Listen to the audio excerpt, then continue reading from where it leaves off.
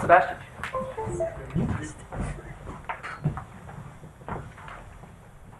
So the following presentation will be about the evaluation of the Fisher information matrix for nonlinear mixed effect models without linearization. So my name is Sebastian Eckert, and together with my colleague Marie-Carole Rivière, we work as postdoctoral researchers in the group of France Montreuil at the EM Research Center in Paris.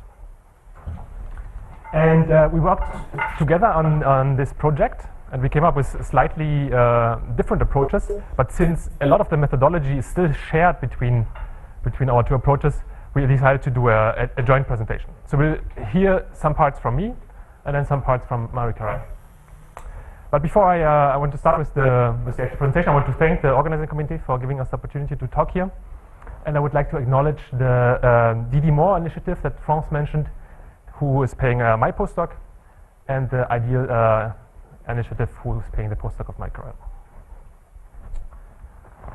All right, so this is the outline for our talk. I'm gonna introduce the problem, then I will present the notation and a little bit about the common things between our two approaches. Then I will talk about how to approximate the information matrix using adaptive Gaussian curvature. And then Marie-Carole will take over and she will present how to do this with Markov chain Monte Carlo methods. She will also present you the results of an evaluation study that we did. And finally, I will summarize our presentation. So let's start with some introduction. So as you saw in the presentation by France, and if you are a regular member of the POD meetings, then you know that approximation methods of the Fisher information matrix is really at the heart of this conference. So if you hear that we're going to present a novel approximation for the Fisher information matrix for nonlinear mixed effect models, you might ask yourself again, and why? So let me take a little bit of time to try to explain to you why we think these new methods are needed. And to do that, I want to go back a little bit in history, how the nonlinear mixed effect models were invented, or where they were applied first, and how they developed since then. So if we talk about nonlinear mixed effect models, we have to talk about one scientific field of pharmacokinetics. And France did already a nice introduction. So pharmacokinetics is the scientific field that studies the time course of drug absorption, distribution, metabolism, and excretion, and it uses mathematical models for that. And what is generally done in those studies is that you have a group of patients, here in this case 6 patients, and each of those patients, they get a drug, and then in predefined intervals you take blood samples, measure the concentration, and then use a mathematical model to describe the concentration time curve and characterize those processes. This field, pharmacokinetics, had an important growth period in the 1960s. So it was really the time where a lot of important concepts were defined, for example, clearance, and where a lot of journals were also being created. But despite this growth in that field, the clinical use was very much limited. And you can actually see why if you look at those graphs here. If you imagine that you have patients that are sick in the clinic, and you are required to take that many blood samples in order to fit your model and then to draw any conclusion, and that may be the dosing, then you can imagine that this is not very pleasant, not very practical. So a new approach was proposed by Scheiner and colleagues in 1972. And what they proposed was to use those pharmacokinetic models, so they were nonlinear, and to decompose the parameters into a fixed and into a random component. And these resulting nonlinear mixed effect models, they had many advantages. Among them are that we can take sparse samples, so we can only sample a few times and anyway get the individual values for the subjects. And we can then use that for individualized dosing, and many other advantages too. The problem with those models was that the estimation is quite challenging, as you already heard in the previous presentations. So there's no analytic solution for the likelihood, and we need to approximate it. Luckily, in the same paper, Scheiner and colleagues also proposed a parameter estimation method, a so-called FO approximation. And the idea behind this method was to linearize the model with respect to random effects, to evaluate it with the random effects set to 0. So basically to essentially treat the nonlinear mixed effect models as a linear mixed effect model. And the good thing with this algorithm was that it was very fast, especially at that time. It was, of course, required.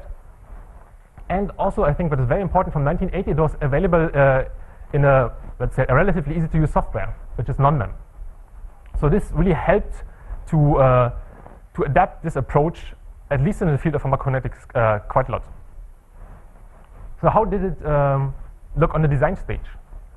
Well, in the design stage, it was a little bit different, because here the design of experiments was mostly based on heuristics. And those heuristics very rarely took advantage of the structure of the nonlinear mixed effect models.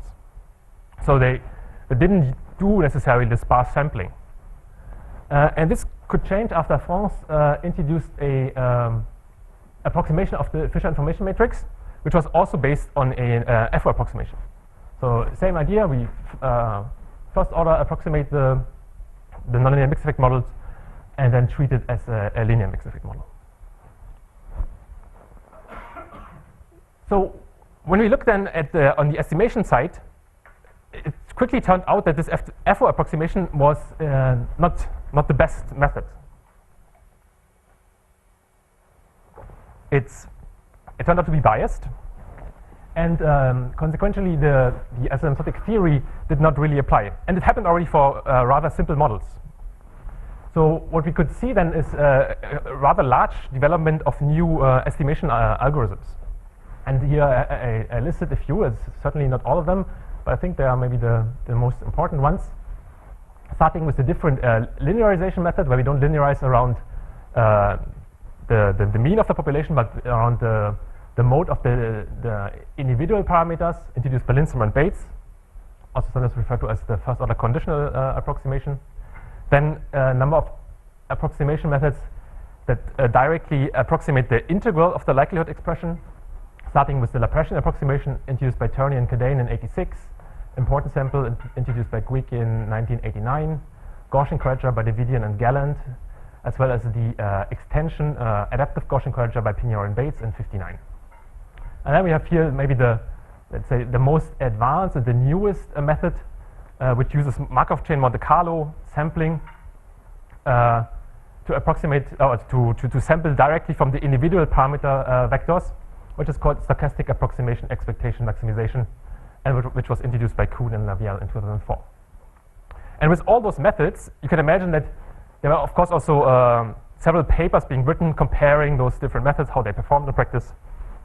And what we could see in general is that this adaptive Gaussian quadrature and the SEM approximation, they in general performed best or very well for the kind of models that were used. So how was the evolution? So we saw there's a lot of evolution in terms of estimation algorithms. How was that on the design side? Well, on the design side it was a little bit different, because this FO approximation that we heard so much already about turned out to be rather accurate for a large class of models. So as Sergei actually nicely presented, there were some extension to the approximation of the population film. For example, the first order conditional approximation by Richoux and Montrey, the non-block diagonal FO approximation introduced by Fraccia in 2004, or the first order conditional approximation around the mode of the joint likelihood introduced by Nyberg in 2012.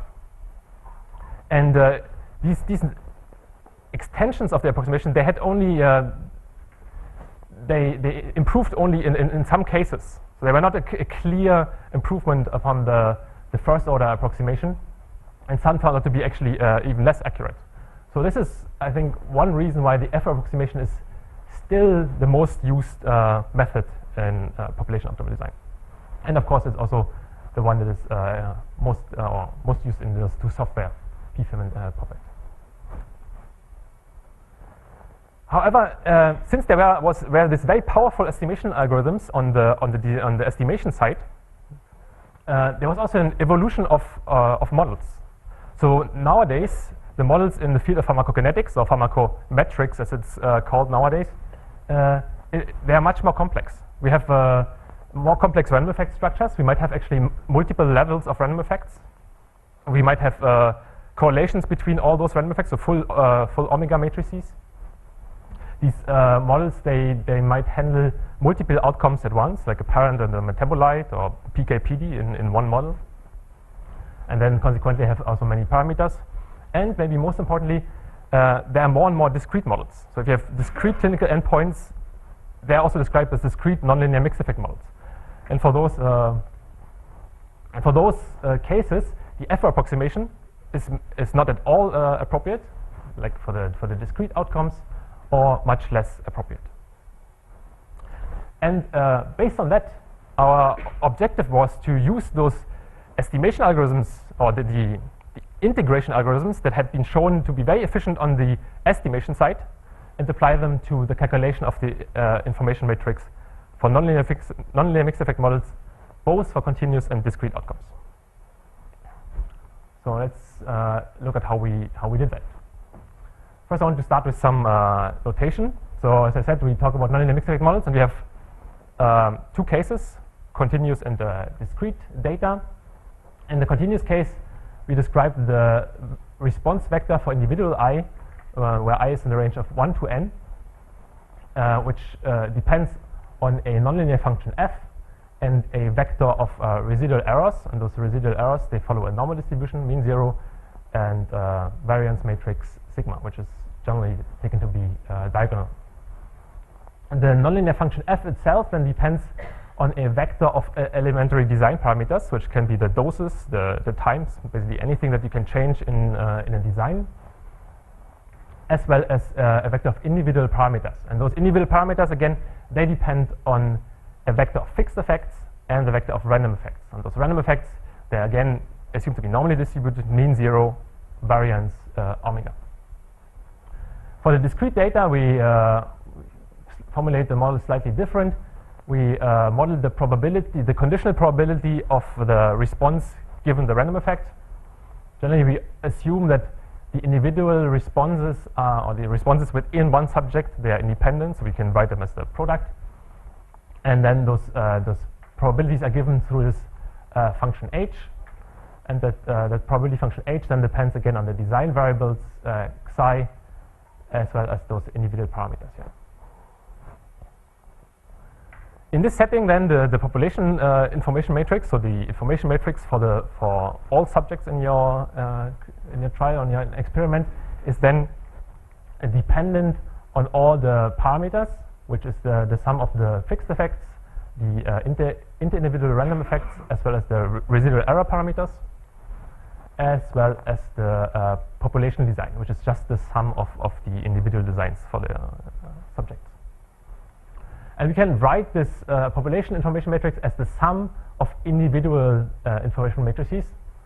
And the individual information matrix then is defined, as you all know, as the expectation over the gradient product of the derivative of the log likelihood with respect to the parameters. And since we are in nonlinear mixed effect models, this likelihood expression itself, that is rather complex. That's why we have to do this complicated approximations.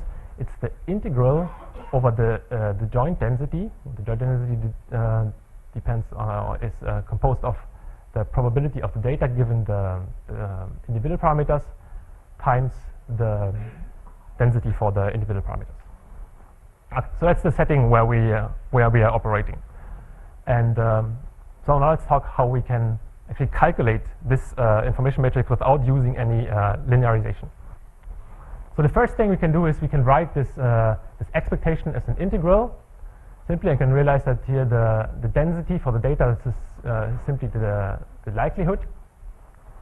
And then realize that what then remains to be calculated is this gradient product here. And what the way we solve the outer integral is through Monte Carlo simulations. And this is the same for both our approaches. So both the approach that I will present, as well as the approach that Marikar will present, will use Monte Carlo integration to solve this outer integral here, and then diverge in the way the inner term is calculated. So let's talk first about the approach that I worked on using adaptive Gaussian quadrature. Okay, just to remind you, we want to calculate this quantity, AY, which is the gradient product, which is the gradient product of the log likelihoods. Then we can first use some derivative rules for logarithms to arrive at that expression. And we see we basically have to calculate two quantities, the likelihood itself and the derivative of the likelihood with respect to the parameters. So for the derivative, for the likelihood itself, we have here the definition of the likelihood, and in order to apply Gaussian quadrature, the first thing we do is we decorrelate the random effects. So we introduce the variable eta, which is the random effect vector multiplied by the inverse of the Cholesky factor of the random effect matrix, of the variance matrix of the random effects. So now this eta variable has distribution, normal distribution 0 on 0, 1. It's not a normal distribution, sorry. So then we arrive at that integral. And for the derivative of the likelihood with respect to the parameters, we can first, under certain regularity conditions, exchange the derivative, differentiation and integration to obtain that formula. And then we can, at least for the derivative with respect to the omegas, we can actually make some advances in an analytical way, but a big part still needs to be derived numerically. And what is important to see here is we still have to solve those integrals here, these three integrals in red, and we're going to do that using adaptive Gaussian quadrature. So for those of you who don't know too much about it, I made a small illustration. Gaussian quadrature, not adaptive Gaussian quadrature, so we'll go one step back. It's a very efficient method to solve integrals of that form, where you have a product in the integrand, and where one of the factors is basically has this bell-shaped curve. So then the idea is that we have one of the integrands or one of the products being here. So we evaluate the product at the number of grid points, quadrature grid points. We then weigh those grid points by a predefined set of weights, and then we approximate this integral basically through those evaluation points here, weighted by those grid points. So the weighted sum. And what you can see here, what the problem is with standard Gaussian quadrature, is that if I take a lot of quadrature points, you can see it quite nicely, I might waste a lot of points, because those points, those evaluations of the integrand, which can be quite complicated since there can be differential equations and so on, they don't contribute to the value of the integral, so they are wasted basically. So adaptive Gaussian quadrature goes one step further and corrects for that by taking the shape of the integrand into account. So what we do is we first center the integration grid at the mode of the integrand. So first we had this kind of behavior here, where those 2 points were more or less wasted. Then if we center, you can see that now those 3 points at least here, they contribute much more to the integral. But you can still see that those points here, they don't really contribute a lot, and also those have a rather low contribution. So we can do one step more. We can center the integration grid at the mode and scale it by the second derivative of the integrand. And then what you can see here is that now certainly those 2 points, they contribute much more to the integrand, to the value of the integrand. So how does the method look a bit more formal way? So first we take this random sample through classical Monte Carlo simulations. Let's call it Y. Then we determine the integration grid. So first we determine the mode of the logarithm of the joint likelihood through a general optimizer. We then calculate at the mode the second derivative of the joint likelihood through numerical differentiation in this case. We calculate the quadrature nodes, and you can see that the quadrature nodes are given as the mode, centered at the mode, then plus the classical Gaussian quadrature grid scaled by the second derivative of the log likelihood. And also the weights, we also have to obviously update those weights based on the scaling and shifting. And then once we have determined the integration grid, we can then simply approximate those integrals as a weighted sum. And how this method performed, you will hear in a little bit later. Now Marika will introduce the Markov chain-based method.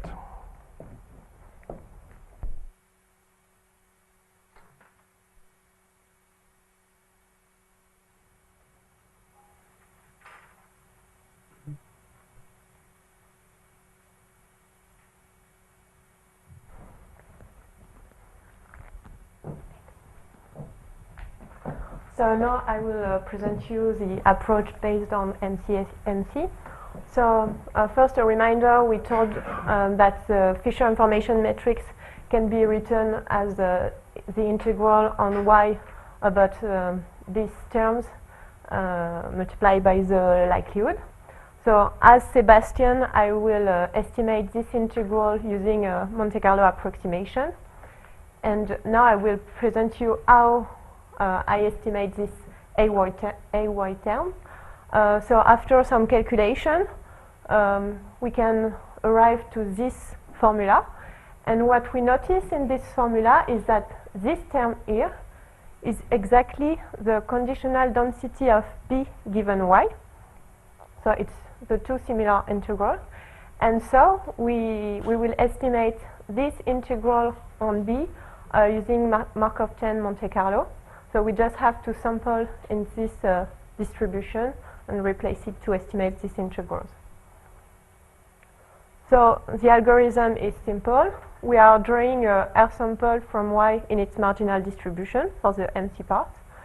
Then for each value of Y we have sampled, we will use NCMC. And we are drawing two series of M samples of B given Y. And then we could estimate the two integrals on B by the mean of the partial derivative of the conditional likelihood taken is those samples. Then to finish on the integral on Y, we just have to make the product of the previous partial derivative for each Y and do the mean according to Y to have a global estimation of the Fisher information matrix.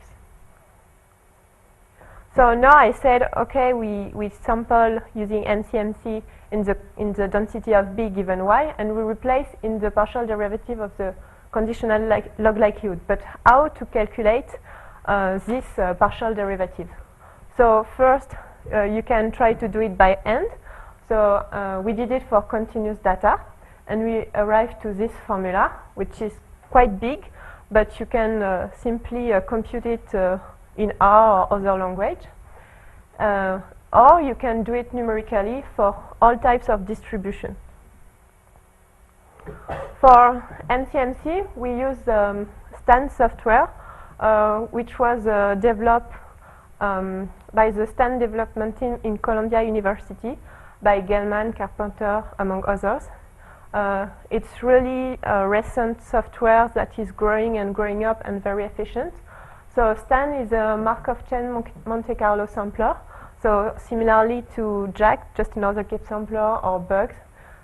It enables to sample in posterior distributions based on the construction of a Markov chain that has the desired distribution as a stationary distribution. But contrary to those software, STAN use Hamiltonian Monte Carlo. JAX, for example, use random walk Monte Carlo methods, such as Metropolis Hastings or Gibbs sampling, which are widely used. But here, Hamiltonian Monte Carlo are more complex, but also more efficient. They have proven faster convergence, and they are able to overcome some issue from Gibbs sampling. So it's really a fast algorithm, very efficient. And a very nice thing also is that STAN calculates the gradient of the log probability function. So it's exactly the partial derivative of the conditional log likelihood that I presented the slide before here. And that is really nice because the usual packages in R, for example, that we are using for derivation can be very long in this method. And with STAN, it's really fast. So Now we have presented you two different approaches, adaptive Gaussian quadrature and MCMC, to evaluate the Fisher information matrix, and we will present you a simulation study to evaluate those design, those approach. So we compare three approaches with clinical trial simulation.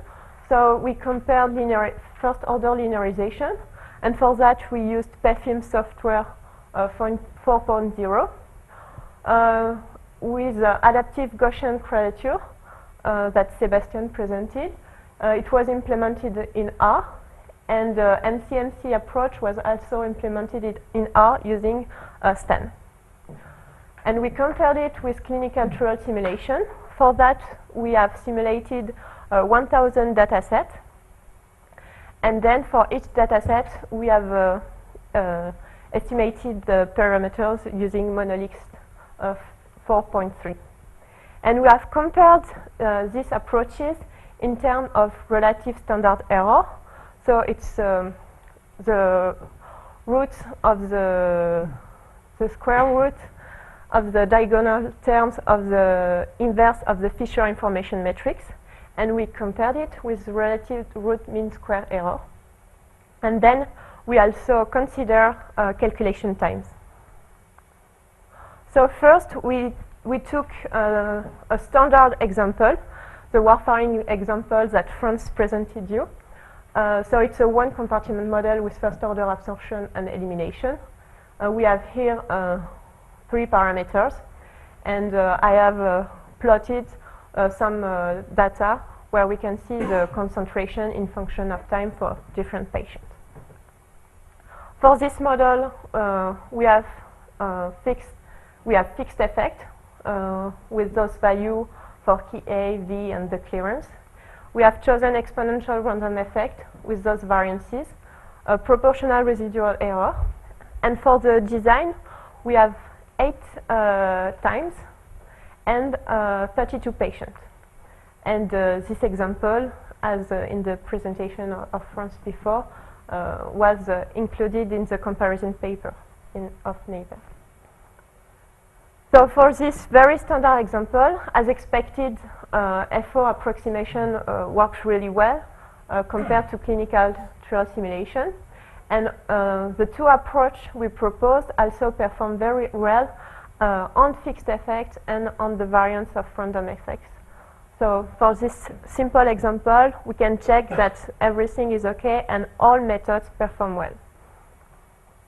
Then we have also studied the more complex sigmoid Emacs model. So this time we have 4 parameters.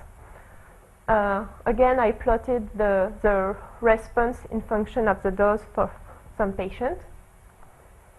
And for this model, we have 4 fixed effects. And here is the omega matrix is the variance covariance matrix with the variances of the random effects, and we also added some covariance terms.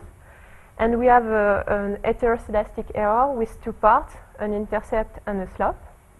And for the design, we have 4 doses and 100 patients. For this example, we can observe that for the fixed effect, all methods perform well compared to clinical trial simulation with relative standard errors that are really close.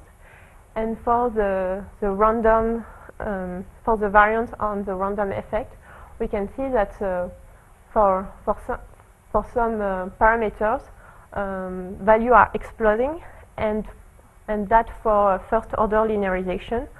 So in this example, the first order linearization fails to estimate the relative standard error of those parameters. And we truncated here the value and put the real value here, so it can be really huge for some parameters. So that was 2 continuous examples, and then our aim was also to apply those two approaches to discrete data, where we cannot apply first order linearization. So we choose a repeated time to event example with an exponential distribution and constant other given here. We have a fixed effect mu1 equal to 1. We have chosen again exponential random effect with variances equal to 0.1. We have 10 repeated measurements per patient and 50 patients. And we presented some data for different subjects here with repeated events. So in this simple discrete data example, we can observe that the two approaches, MCMC and AGQ, perform well. Of course, we didn't present linearization as it cannot be applied for discrete data. So we can check that our two approaches perform well for discrete data. And then we ended the simulation study with a more complex discrete example where we presented the probability of response at time t with this logistic model. So we have 3 parameters for the fixed effect with the treatment effect given by mu3. The variance for the random effects are given here. We have 2 groups. And we have, for the design, we have 13 points equally spaced between 0 and 1. And we have 25 patients per group. Again, here I presented some data for different subjects. And again, for this example, we can observe that both approach, MCMC and AGQ, perform really well to estimate relative standard error. Then we decided to compare time calculation as it is also an important question. So for each of the 4 examples I have presented, I put the time. So of course for clinical trial simulation it's really long. I didn't calculate it exactly, but it's more than 5 hours. You have to wait hours and hours. For first order linearization, it's really fast, only a few seconds, but it cannot be applied for discrete data. And for MCMC and AGQ, we compared it for each of these examples in terms of number of random effects. So with the time to event example, we have 1 random effect, and we represented the time in minutes for each method. Then for the second discrete example, the longitudinal binary, we have 2 random effects, and we can see the time increasing. Then for the warfarin PK example, we have 3 random effects. And for the sigmoid Emacs model, we have 4 random effects. And we can see that AGQ, the time for AGQ is increasing exponentially with the number of random parameters, whereas the time for MCMC is increasing linearly.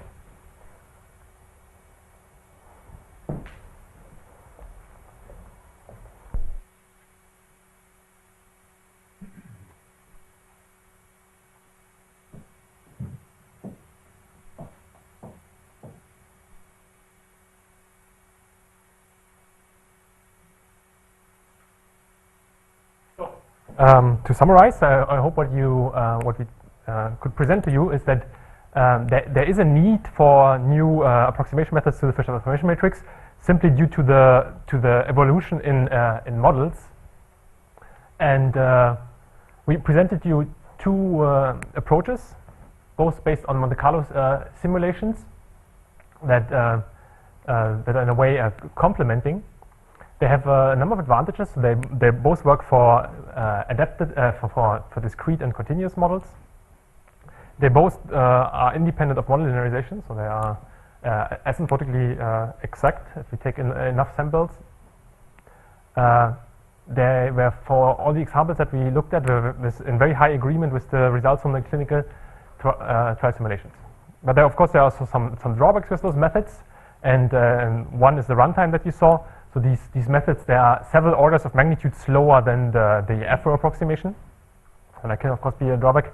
And they are subject to Monte Carlo noise. So your approximation of the film might vary a little bit, just depending on which samples you took. So that might make optimization a little bit more challenging.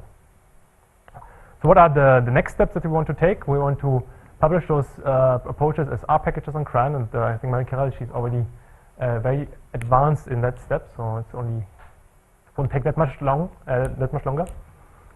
We also want to look at design optimization. So first of all, as I explained, how to handle the Monte Carlo noise when optimizing a design. So here what one could do is stochastic approximation or maybe simulated annealing, even if especially simulated annealing, of course, will increase the runtime even more. Another idea that we had was adaptive approximation, so that you use a simpler approximation method or maybe a method with fewer quadrature grid points or fewer MCMC samples during the beginning of the approximation, and then once you close to the suspected maxima, you improve your approximation. It's also something we want to look at. And then finally, what is imaginable is to look at alternative sampling methods. So right now we used naive Monte Carlo sampling, but of course what one could do is use Latin hypercube sampling or quasi-random sampling in order to decrease the variance in the Monte Carlo estimates. And with that, I would like to thank you for your attention and ask if there are any questions.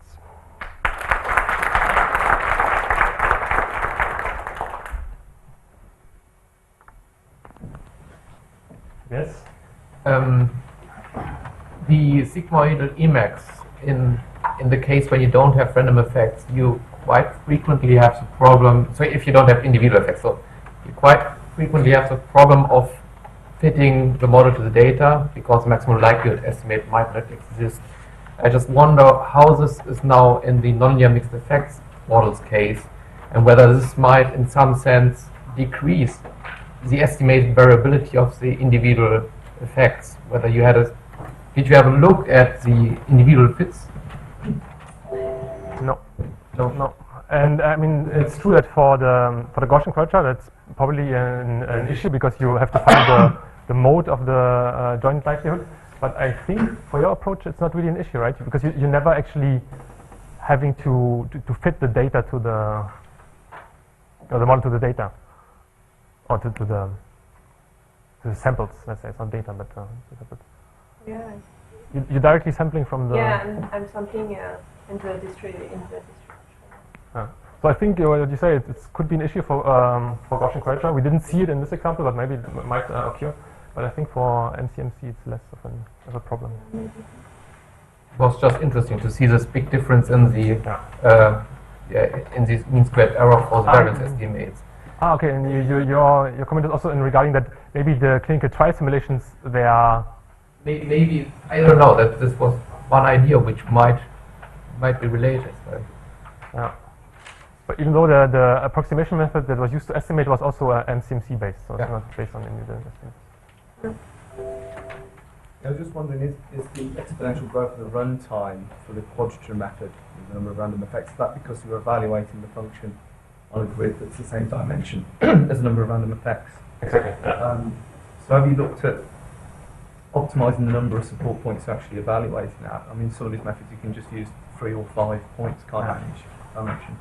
No, you're right. No, we did not look at that. The idea about quasi-random sampling is a little bit goes a little bit in that direction, where you then don't have to let the grid grow in the same number of dimensions or the same number of grid points per dimension, and then also I think sparse grid methods is something that could be applied, but we did not yet look at that. But it's a good idea.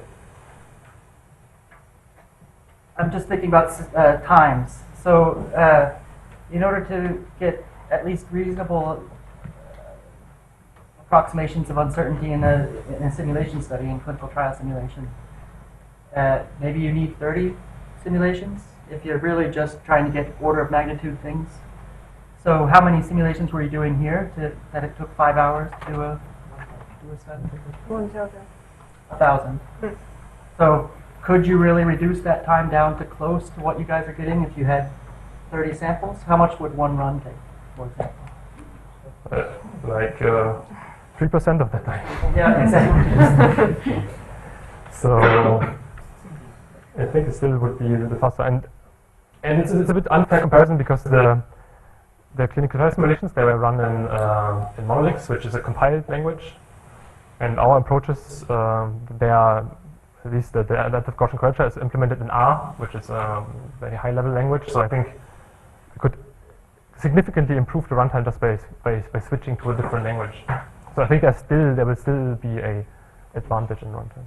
Yeah, because I guess if you're using monoliths, then you're using SAM, which is orders of magnitude slower than the Laplace. Yes. So if you were using non-mem, doing 30 simulations, I'm just trying to, because once our design calculations get on the order of magnitude or close to the time it takes to do a clinical trial simulation, I think it's, at least at this point, it's much easier for people just to do clinical trial simulation in general than to switch to a new software and change. So, Yeah. Also, you want Yeah, I was going to say that for the discrete example, you could not use Laplace. You have to do something better than Laplace because it's shown that Laplace not working well. So I'm not sure whether it will gain. And again, only 30 replicates for CTS. I'm not sure, but I agree with you. When they converge, better do CTS. Yeah, and I put 5 hours, but it was much more. It's just we put that during the night, and so we didn't watch really. But I think we still have a big earn of time with our crunches. and were these parallelized, or was it all on one machine, or was it? It was on our computer, our small computer, but we have exactly the same, so in the same time, so we could completely compare. So it's not on a very big calculator machine, but so there was nothing parallel. So.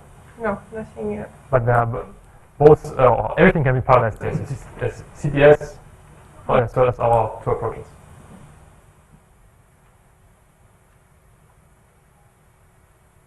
Why do you put 2 dots over the I and sigmoid? I was something the same actually. What? Yeah, and sigmoidal, we wrote it as. Oh,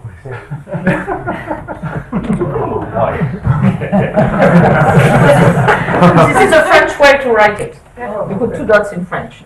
I don't know, in English you don't put 2 dots? In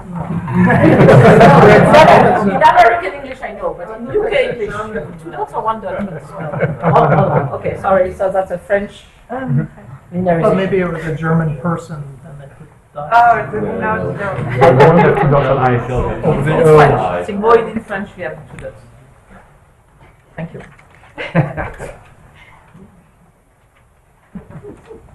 How do you pronounce it in French?